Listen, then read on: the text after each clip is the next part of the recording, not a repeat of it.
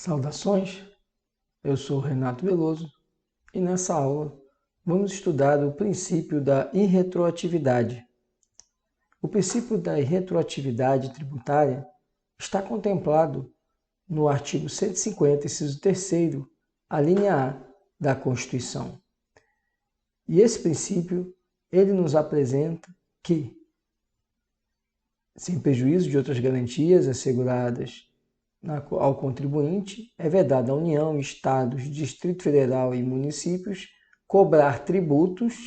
Então já temos que atentar que se refere a tributos, que é gênero que engloba 5 espécies: impostos, taxas, contribuições de melhoria, empréstimos compulsórios e contribuições em geral.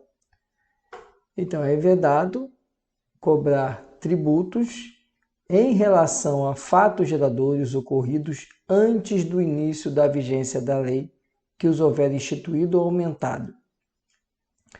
Então precisamos observar aqui alguns termos técnicos para que nós compreendamos o alcance do Instituto. Primeiro é o termo fato gerador. Fato gerador significa o negócio jurídico que se adequa a uma hipótese de incidência. O que é hipótese de incidência? É uma situação colocada na lei tributária que ela é hipotética. Ela precisa acontecer no mundo real para que surja a obrigação tributária. Então, fato gerador é o fato jurídico que se amolda a uma hipótese de incidência. Esse link, essa ligação entre o fato jurídico e a hipótese de incidência dá nascedouro ao que se chama obrigação tributária. E a obrigação tributária, ela surge em razão desse fato jurídico que se adequa à hipótese de incidência e dá nascedouro ao chamado fato gerador.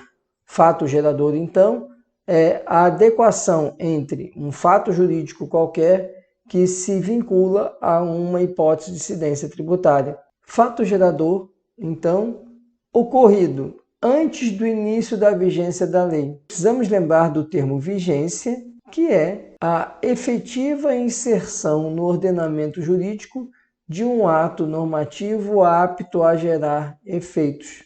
Falar em vigência é dizer que aquela norma que foi emanada do Poder Legislativo, ela já transcorreu o lapso temporal que possibilite a ela gerar efeitos jurídicos, propagar efeitos no ordenamento jurídico. É importante observar, então, que o princípio da retroatividade vem impedir que uma lei tributária que crie, que institua tributo ou que aumente o tributo não alcance fatos geradores anteriores à vigência da lei, à sua vigência.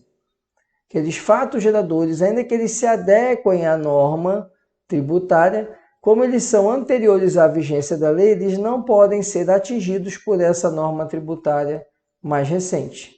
O princípio da retroatividade tributária, ele tem duas finalidades que merecem destaque. Primeira finalidade é impedir a tributação de fatos que no momento da sua ocorrência não estavam sujeitos à incidência tributária. Imagine que você realizasse um negócio jurídico e surja uma lei que considere aquele negócio jurídico passível de incidência de um novo tributo. Ou mais, que você realizou um negócio jurídico que antes era tributado, por exemplo, com uma alíquota de 5%. Surge então uma nova lei aumentando essa alíquota para 10%. A vigência dessa lei não autoriza que ela alcance aquele negócio jurídico que na época, ou seja, antes da vigência da lei, era tributado a 5%. A nova lei, tributando a 10%, ainda assim não poderá atingir aquele fato gerador anterior à vigência dessa lei. E a segunda finalidade é garantir que a tributação já verificada é definitiva, não podendo ser objeto de majoração por legislação posterior, significando que o fisco não pode revisar atos anteriores à vigência da lei com o argumento de rever aquela tributação, já que ela foi majorada, porque senão haveria uma grande insegurança nos negócios jurídicos. Então, por isso que o princípio da retroatividade tem duas finalidades: impedir que ele alcance fatos geradores que estão anteriores à vigência e impedir também o fisco de rever atos que já foram alcançados, já foram realizados antes da vigência da nova lei que instituiu ou aumentou um tributo.